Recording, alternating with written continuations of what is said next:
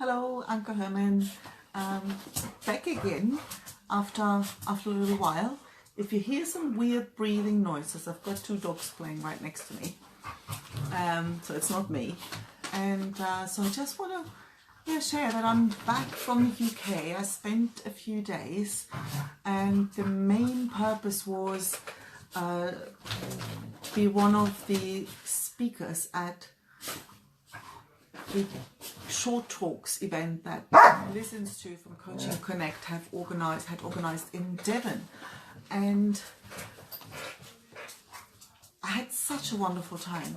Like, it really left me with that sense, God, the trip was too short and I can't wait.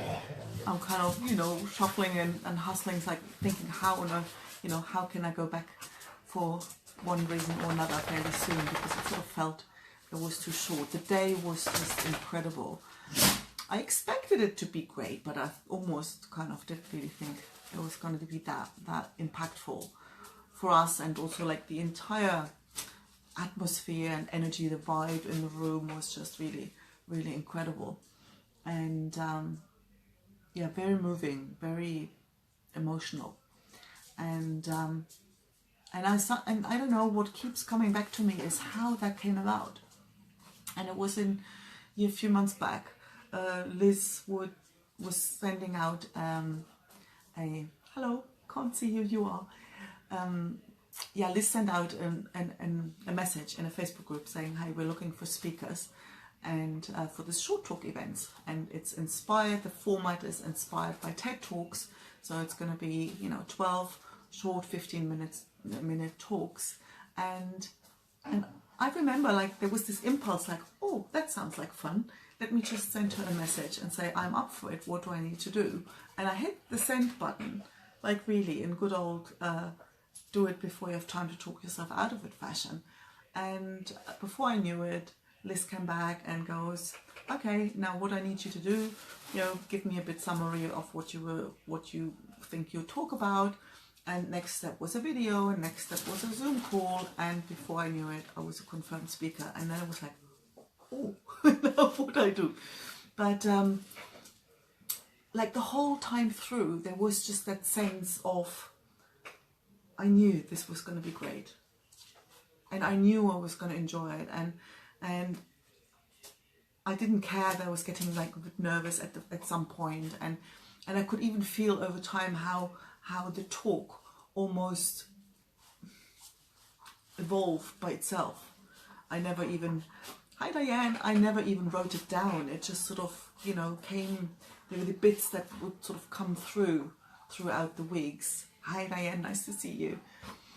And it's that, and it really reminded me, I've had other moments like that where I had that sense of knowing that literally bypasses the intellectual mind, and that it's sometimes a bit challenging not to hear it, not really to hear it, but to not ignore it. Because when you sort of know something, and how many people ask me, what, you going there just for a 15-minute talk? And I'm like, yeah. It's sort of from the bottom of my soul feels like the right thing to do, and so I do it. And I don't care if everybody else thinks I'm crazy. And then when I look back, it's not the first time.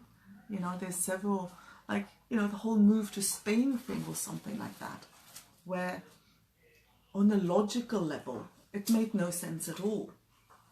Do ask my ex-colleagues what they thought, like throw away a perfectly good career in IT to move to Spain and start a sewing business without having any clue about any of it. And I also remember it even when I got my first dog, and with all the enthusiasm in the world, but not much of an idea. You get a puppy, and all of a sudden it's like, oh, now what do I do? And then you go and find dog training books, and there's the Caesar Millen, I'm the boss here kind of thing, and that kind of didn't really feel right. And then there's the have a bit of a treat and clicker thing, and somehow that didn't seem to there was also something missing. And then I come across a book called Natural Dog Training, and the guy, his name's Kevin Bien. Like, he's not, hi Alicia, he's not a great writer for sure. Like, you know, sometimes I read what he writes and I don't understand a thing. I don't know what on earth are you talking about. But in the bottom of my soul, I knew he was right. I knew what he's talking about. That's it. That's what makes sense. And yeah, sometimes you have it with people too, when you just know. But then when that knowing tells you something that is sort of totally to the contrary of what everybody expects of you or what's kind of considered normal, then it's so easy not to go there. And then, I mean, especially with the dog training, was really like, okay, now explain to me. If you know the answer, explain it. And I can't explain it. I don't have words to explain it. And I can't tell you why moving to Spain made sense. And I just can't tell you why going to the UK for a talk it just made no logical, and the logical mind can't follow, and there is no logical explanation for it. So everybody around you is going to try and talk you out of it.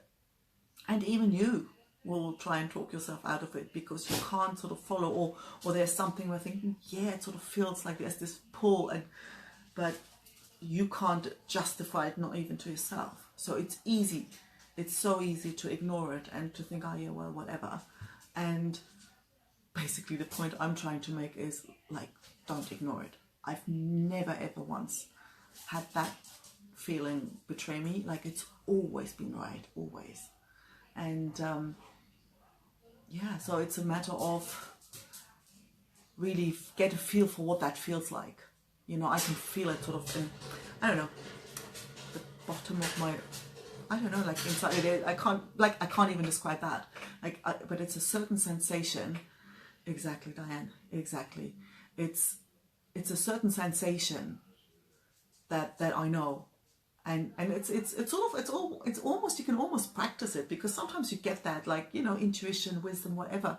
You get it sometimes even when it's like, oh, you have a bit of an odd feel, and I usually take the bus, but I don't know, I'm going to take the train today.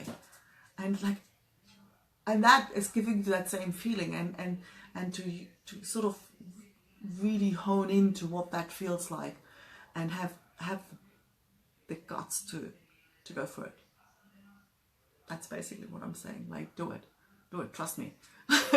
like really do it. It's not, it's, I think, the one thing that's never ever gonna fail you. I think every time I've gotten in trouble in my life, gotten myself into problems, it's always been when I've ignored that, and never ever when I followed it.